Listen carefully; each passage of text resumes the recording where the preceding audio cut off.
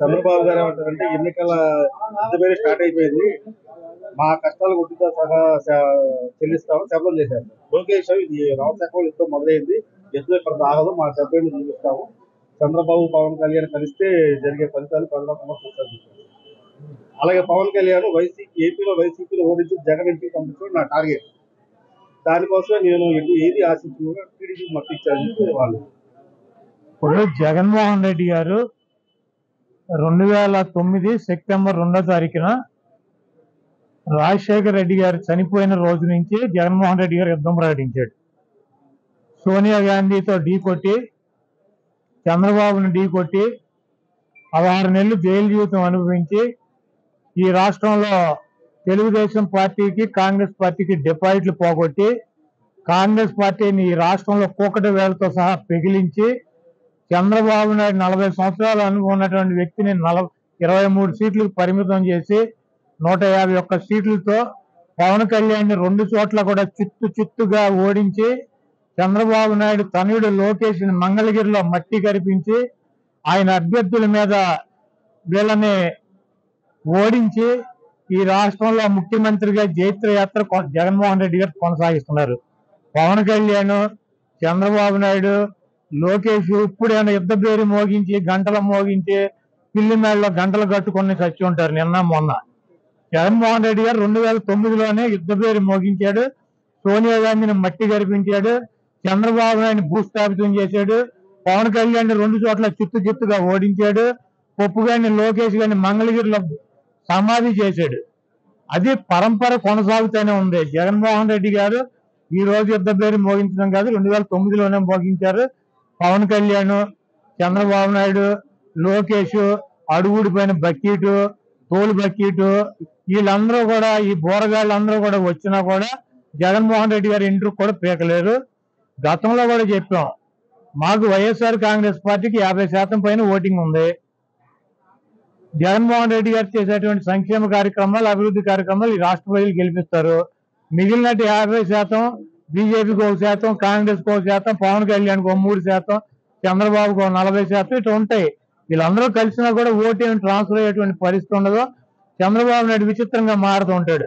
ఒక 420 నా కొడుకు అనమాటాడు చంద్రబాబు గారు అంటేనే అది 420 గాడు. ఎందుకంటే జగన్మోహన్ రెడ్డి గారు అభ్యర్థులను మారుస్తున్నాడంట. ఎంఆర్ఓలకు ట్రాన్స్ఫర్లు ఉంటాయి, అధికారులకు ట్రాన్స్ఫర్లు ఉంటాయి, ఎమ్మెల్యేలకు కూడా ట్రాన్స్ఫర్లు ఉంటాయి అంటాడు. మరి వీడి 420 గాడు 78లో కుప్పంలో పోటీ చేశాడు, చంద్రగిరిలో పోటీ చేశాడు 78లో కాంగ్రెస్ పార్టీ తరఫున. కుప్పం నుంచి చంద్రగిరి 110 కిలోమీటర్లు. ఈయన పోటీ చేసిన చంద్రగిరి నుంచి కుప్పం 110 కిలోమీటర్లు, కర్ణాటక బోర్డర్లో, తమిళనాడు బోర్డర్లో ఉంటుంది అది. మరి వీడు ఎట్లా ట్రాన్స్ఫర్ అయ్యలేదండి? చంద్రగిరి నుంచి కుప్పం వీడు ఆఫీసరా, వీడు అధికారా, వీడు ఎమ్మెల్యేకి వెళ్ళలేదా? అన్ని సొల్లు నా కొడుకు, సొల్లు మాటలు, సొల్లు నా కొడుకు అనమాట. నా ట్రాన్స్ఫర్లు ఉంటాయని నాకు తెలియదు. విచిత్రంగా ఈడే కదా అసలు ట్రాన్స్ఫర్ ఎప్పుడు 89లో వెళ్ళాడు, 30 సంవత్సరాల నాడు వెళ్ళాడు ఈ ట్రాన్స్ఫర్ అయ్యి చంద్రగిరి నుంచి కుప్పం. మరి వీడి కొడుకు అక్కడ మంగళగిరిలో స్కూల్లో చదువుకున్నాడా? వీడి ఊరు మంగళగిరా, లేదా వీడు పుట్టింది వీడు పెరిగింది మంగళగిరా? మరి ఈడేట వచ్చాడు పప్పు నా కొడుకు మంగళగిరి పోటీ చేయడానికి ట్రాన్స్ఫర్ అయ్యి రాలేదా? హైదరాబాద్ లో చేయొచ్చుగా, లేకపోతే వాడి బాబు చంద్రగిరిలో చేయొచ్చుగా. మరి పవన్ కళ్యాణ్ భీమవరంలో పుట్టి గోళీలు ఆడాడా, లేదా గాజువాకలో సంక్రాంతాడా? వీళ్ళు అసలు బాబు, కొడుకు, పార్ట్నర్, దత్తపుత్రుడు అందరూ కూడా వలస వెళ్ళి అక్కడెక్కడ పోటీ చేసేవాళ్లే.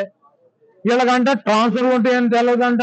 ఓరి అమ్మ చంద్రబాబు నటన చూస్తే మామూలుగా ఇంటి రామారావు సిగ్గుపడతాడు. ఆయనే చెప్పాడు, నా అల్లుడు పెద్ద నటుడు, దొంగనా కొడుకు అని చెప్పి. కాబట్టి ఈ ట్రాన్స్ఫర్లో ఇవన్నీ పిట్ట కథలు, ఇవన్నీ చంద్రబాబు నాయుడు చెప్పినా కూడా నడవదు.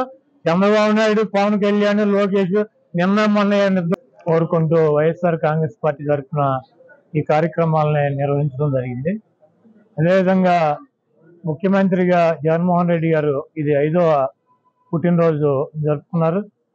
ప్రతి సంవత్సరం కూడా ఆయన పుట్టినరోజుకి ఏదో ఒక చోట ప్రజలతో ఒక ప్రోగ్రాం పెట్టి, ఈరోజు గిరిజన ప్రాంతంలో పిల్లలకి 10th క్లాస్ చదువుకునేటువంటి పిల్లలకి ట్యాబ్లు పంపిణీ కార్యక్రమం, అదేవిధంగా ఒక పుట్టినరోజుకి ధర్మవరంలో చేనేత కార్మికులకి ఆర్థిక సహాయం చేసే కార్యక్రమం, ఏదోటి పిల్లలకో లేకపోతే పేదవారికో లేకపోతే బలహీన వర్గాలకో ఏదో కార్యక్రమాన్ని ఆయన పుట్టినరోజున రూపొందించి వాళ్ళకి అందుబాటులో ఉండి వాళ్ళ దగ్గరికి వెళ్ళి ఆయన పుట్టినరోజుని ప్రజల మధ్య చేసుకోవటం సంతోషం. ఇదే రకంగా వచ్చే సంవత్సరం పుట్టినరోజు కూడా ప్రజల మధ్య జరుపుకోవటానికి ఆయన ముఖ్యమంత్రిగా ఉండటానికి ఆ దేవుడు ఆశీస్సులు ప్రజల ఆశీస్సులు కావాలని చెప్పి కోరుకుంటున్నాను. మరిన్ని వీడియోస్ కోసం ఛానల్ ని సబ్స్క్రైబ్ చేయండి, లేటెస్ట్ అప్డేట్స్ కోసం వాట్సాప్ ఛానల్ ని ఫాలో చేయండి అండ్ లింక్ డిస్క్రిప్షన్ లో ఉంది.